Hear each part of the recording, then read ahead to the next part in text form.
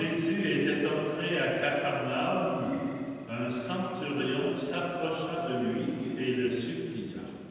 « Seigneur, mon serviteur est couché à la maison, paralysé, et il souffre terriblement. » Jésus lui dit, « Je vais aller moi-même le guérir. » Le centurion reprit, « Seigneur, je ne suis pas digne que tu entres sous mon toit, mais dis seulement une parole, et mon serviteur sera guéri. Moi-même, qui suis soumis à une autorité, j'ai des soldats sous mes ordres.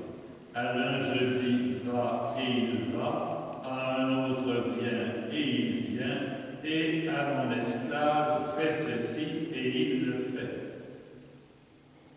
À ces mots, Jésus fut dans l'admiration et dit à ceux qui le suivaient, « Amen, je vous le déclare, chez personne en Israël je n'ai trouvé une telle foi. Aussi, je vous le dis, beaucoup viendront de l'Orient et de l'Occident et prendront place avec Abraham, Isaac et Jacob au festin du royaume des cieux. »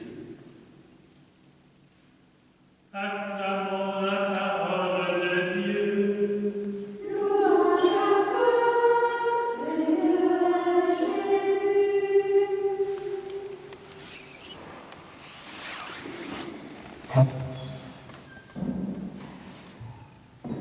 L'évangile de ce matin est tout à fait extra pour un début d'Avent, car non seulement il nous fait songer à nos petites misères qui nous paralysent, nous trouvent couchés à la maison, mais il nous révèle aussi notre situation de païen. Le centurion, c'est un soldat romain, non juif, qui ne faisait pas partie du peuple élu et qui, peut-être c'était un leader, un chef, en tout cas chargé d'une certaine audace, parce qu'il a entendu parler de Jésus, s'en approche pour réclamer la guérison de son serviteur. Alors voilà, c'est quelqu'un qui n'a pas la possibilité de guérir son serviteur, il est pauvre, c'est quelqu'un qui est païen, c'est quelqu'un qui n'est pas chrétien et qui intercède auprès du Seigneur. Ça nous encourage d'une certaine façon à reconnaître notre pauvreté et la nécessité pour nous d'implorer de la part du Seigneur une guérison.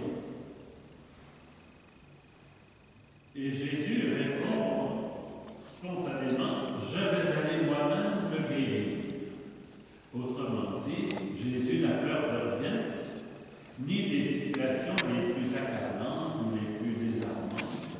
C'est un centurion romain. Entrer chez un romain, c'est pour un juif le danger de devenir impur. Guérir en plus serviteur d'un païen, c'est passer pour un collaborateur. Jésus n'a peur de rien. Il n'a surtout pas peur de nos situations, ni de notre réalité de pécheur, de pauvre, etc. D'hommes ou de femmes de peu de foi. Et la réplique du centurion, qui est celle-ci qu'on répète chaque jour au moment de recevoir la communion, « Seigneur, je ne suis pas digne que tu entres sous mon toit, parce que ma maison, l'intérieur de mon âme, c'est une caverne de bandits, une caverne de pécheurs, la caverne de quelqu'un qui a si peu de foi. Mais dis seulement une parole, je suis sûr que mon serviteur sera guéri, parce qu'il n'y a rien qui t'empêche d'agir. Tu peux agir à distance comme tout près. D'autres auraient dit à Jésus, viens lui imposer la main, viens prononcer une parole miraculeuse, un oracle, quelque chose, viens voir. Celui-ci, c'est un païen, pécheur, reconnu comme tel, et qui, dans sa foi, perçoit que le Seigneur peut traverser tous les murs, tous les empêchements. Et il est rationnel. Hein. Je dis à un des soldats, va, il va, à un autre vient, il vient, etc. Et un instant, fait ceci, il le fait. Alors Jésus, c'est pas étonnant, est en admiration devant la foi de cet officier romain, de ce centurion. Chez personne en Israël, je n'ai trouvé une telle foi. Ça veut dire quoi, ça? Ça veut dire que de tous les chrétiens qui me suivent, de tous les juifs qui croient à ma parole et qui sont en train de former un groupe autour de moi, je n'ai trouvé une telle foi.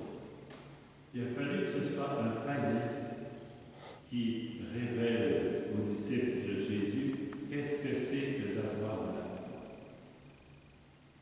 Alors hier, j'ai reçu un message d'un calviniste. Il présente, il dit, les catholiques, pour se sauver, c'est la foi et les actes. Et puis, je ne sais pas d'autre mouvement, il dit les actes.